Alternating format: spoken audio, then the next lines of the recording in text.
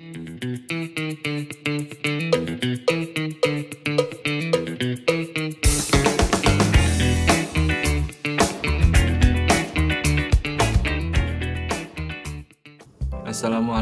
warahmatullahi wabarakatuh. Jumpa lagi di Gosima Teknik.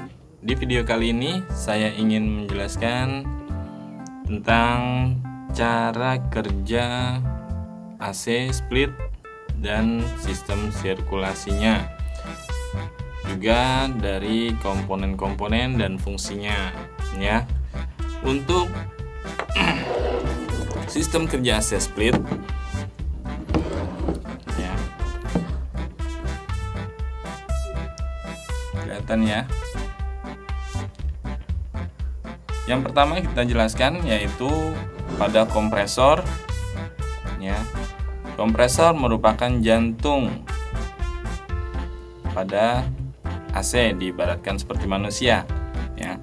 Pada kompresor memiliki fungsi di dalam sistem sirkulasi yaitu sebagai pemompa dan penghisap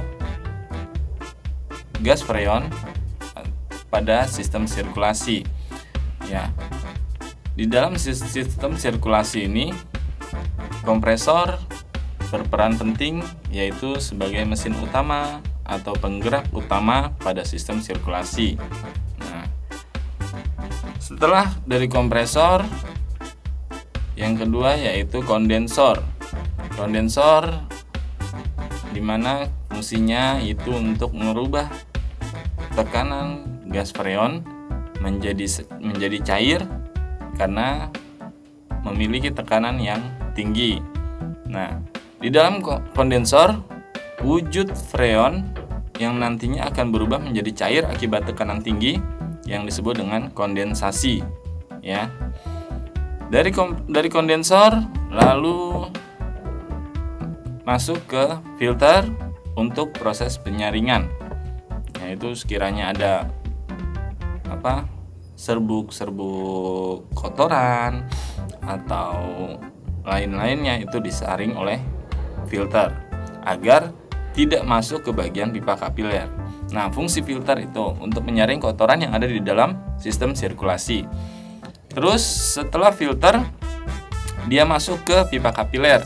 Dari pipa kapiler itu tekanan freon yang tadinya tinggi atau yang tadinya sifat wujudnya itu cair diturunkan tekanannya ya, akibat melewati pipa kapiler karena pipanya sangat kecil, diturunkan sehingga yang tadinya wujudnya cair berubah menjadi uap gas ya, baru masuk ke bagian evaporator.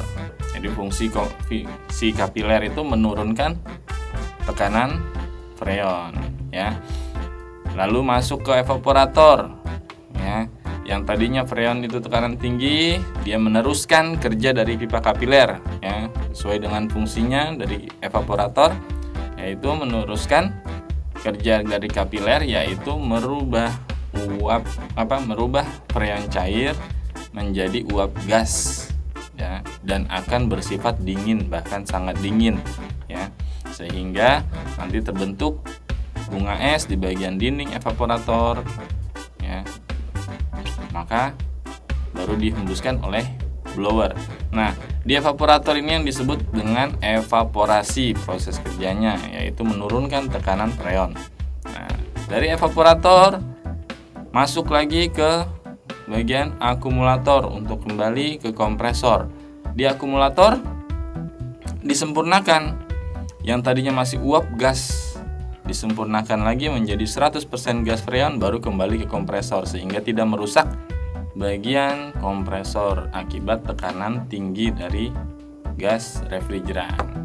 Oke, itu sekilas untuk fungsi-fungsi komponennya. Dan untuk sistem cara kerjanya dimulai dari kompresor masuk ke kondensor ya, bersifat panas dan berwujud cair.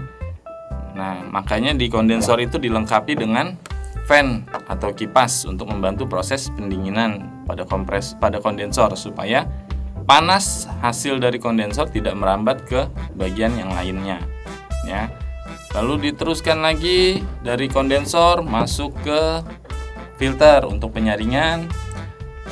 terus masuk lagi ke pipa kapiler yang tadinya suhunya di sini bisa mencapai 72 atau 73 derajat, kondensor 43 derajat atau 45 derajat, masuk ke filter pipa kapiler, dia akan semakin menurun sekitar 42 derajat. Setelah dari kapiler masuk ke filter ke evaporator, nah itu drastis menurun ya, sehingga mencapai suhu kurang lebih 5 derajat. Nah, di 5 derajat ini dihembuskan udara oleh si blower yang ada di bagian indoor, yang kipas berbentuk panjang yang terdapat di indoor yang menghembuskan udara yang ada di ruangan, dihisap masuk ke bagian evaporator, lalu dihembuskan kembali keluar ke bagian ruangan itu. Yang tadinya ruangan suhunya 30 derajat berubah menjadi 21 derajat Celcius ya, maka terciptalah hasil udara dingin dari hasil evaporasi. Yang menghembuskan itu si blower. Turun lagi masuk ke bagian akumulator ya, masih berupa uap gas sekitar udah 11 derajat Celcius, disempurnakan menjadi uap gas, lalu masuk lagi ke kompresor. Terus menerus seperti itu sistem kerjanya ya. Dia akan mati dengan sendirinya si kerja kompresor itu berdasarkan termis atau sensor pendeteksi suhu, berdasarkan juga kenormalan atau kesempurnaan sistem kerjanya. Jika sempurna kerjanya, ruangnya sudah dingin, dia akan mendeteksi dari termistor, maka kompresor akan stop sebentar atau stop sementara kerjanya ya. Setelah ruangan itu udah mulai kurang lagi dinginnya, baru kompresor kerja lagi. Terus menerus seperti itu. Jika tidak terdapat kebocoran, freon atau gas refrigeran itu tidak akan habis ya. Kalau di AC kemungkinan berkurang ada, tapi itu nggak terlalu banyak ya, hanya sedikit ya, paling cuma berapa persen akibat proses penguapan. Contoh misalkan bagian outdoornya itu ditaruh di tempat yang lapang ya, sering kena panas, hujan, nah itu kemungkinan akan menguap, tapi nggak banyak. Dalam jangka waktu itu pun yang lumayan lama ya, baru dia dapat menguap. Jika tidak ada kebocoran, akan terus menerus freon itu utuh ya. Nah, untuk bagian indoor dan outdoor di sini saya pisah dengan garis putus-putus ya. Bagian outdoornya yaitu terdapat komponen yaitu kompresor, kondensor, filter, dan pipa kapiler ya, dan akumulator satu lagi, karena akumulator itu menempel di bagian kompresor. Sedangkan di indoor hanya ada evaporator, blower, dan sistem kelistrikan seperti modul ya, papan PCB.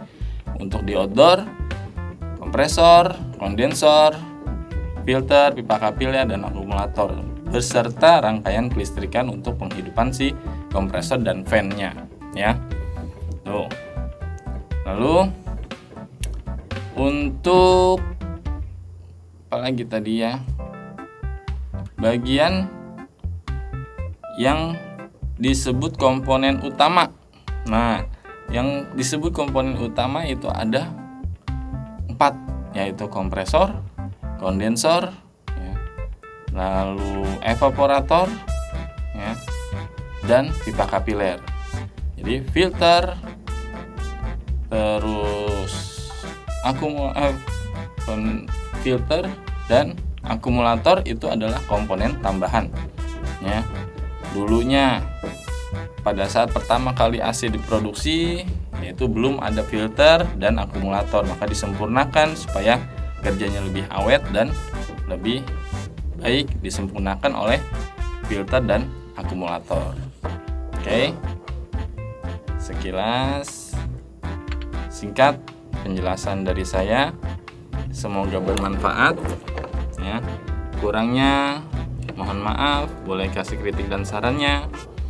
dibantu like, share, komen, dan subscribe-nya agar terus saya bisa menghasilkan video-video yang bermanfaat untuk berbagi pengalaman, berbagi ilmu di seputar dunia teknik. Saya Ari dari Gosima Teknik. Terima kasih. Salam oprek-oprek. Assalamualaikum warahmatullahi wabarakatuh.